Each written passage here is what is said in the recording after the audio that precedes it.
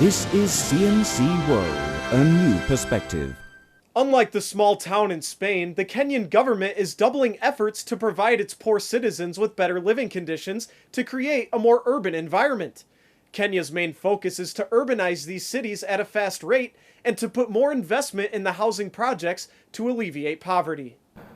The Slum Dwellers International, or SDI, is an association formed by 8 national federations from different countries in 1996 to help each other improve the living conditions of slum residents.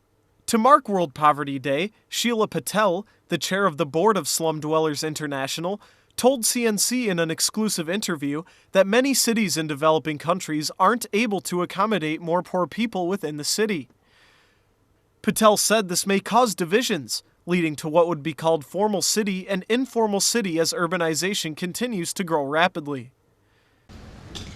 We have begun a movement in which we are trying to tell our national governments, we're trying to tell international organizations that urbanization is not going to be reversed.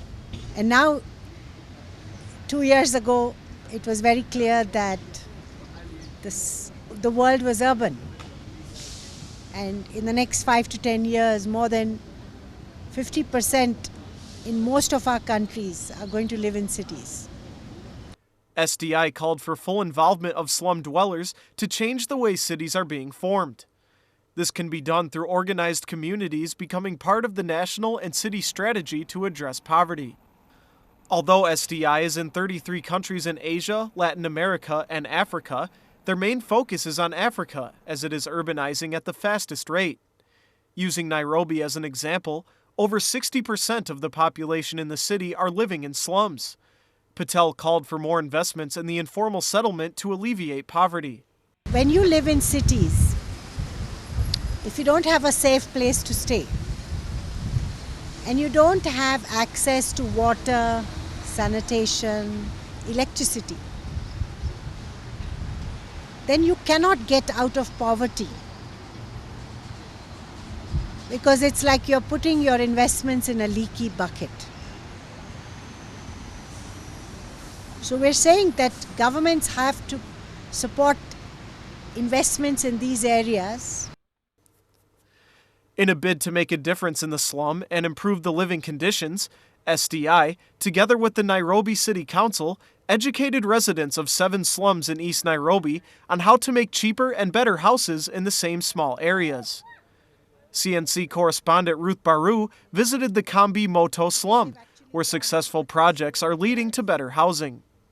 According to Slum Dwellers International organization, 62% of the slums in Nairobi, the Kenyan capital, occupy only 2% of the total land of the city. This has caused many people to live in very squeezed and small shacks, such as this one on my right. However, here at Kambi Moto, the community came together and used the same space to build a house such as this one in a bid to improve their living conditions.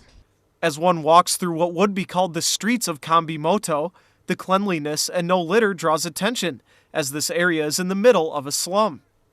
The houses built on a 14 by 14 feet area are slightly larger than the previous metal and tin shacks.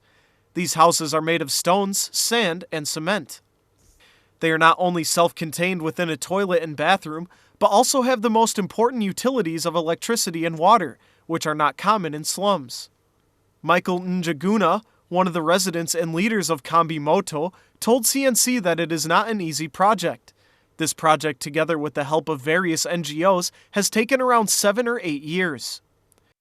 One of the challenges is for the members to understand the process and to own the project, because this is a community-led project, and to understand it's going to benefit their families and their kids. So people took a long time to understand.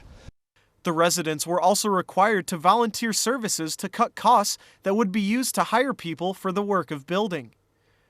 More and more people volunteered to help. 39-year-old Zipporah Njoki, a mother of 4, has been working with her husband in turns to complete their house. Zipporah told CNC that she cannot compare her new house with her previous one, which was on the same spot. The previous house was so small, it was 10 by 10 feet. I raised my children there. It was a single room serving as a bathroom. The kitchen was very unhygienic. But since I moved into this one, I'm so happy. I have my own room. The children have their own. The kitchen and bathroom are separate. The method of building houses has the living room and kitchenette at the bottom floor, and the bathroom, toilet, and bedrooms on the upper floor, creating more space. Michael told CNC this was a very successful way and will suggest other slum dwellers to adopt this method in the future. Michael and his group have also visited neighboring countries to share the technology. We have supported Uganda Federation through Act Together organization, and in the year 2004 we constructed a sanitation block in Kisenyi 1 using the same technology of ladles and beam which we borrowed from India. Then in the year 2006 we supported Tanzania in the same technology. By 2015, they hope the proportion of people without sustainable access to safe water and basic sanitation will be cut in half. This is also the Millennium Development Goal.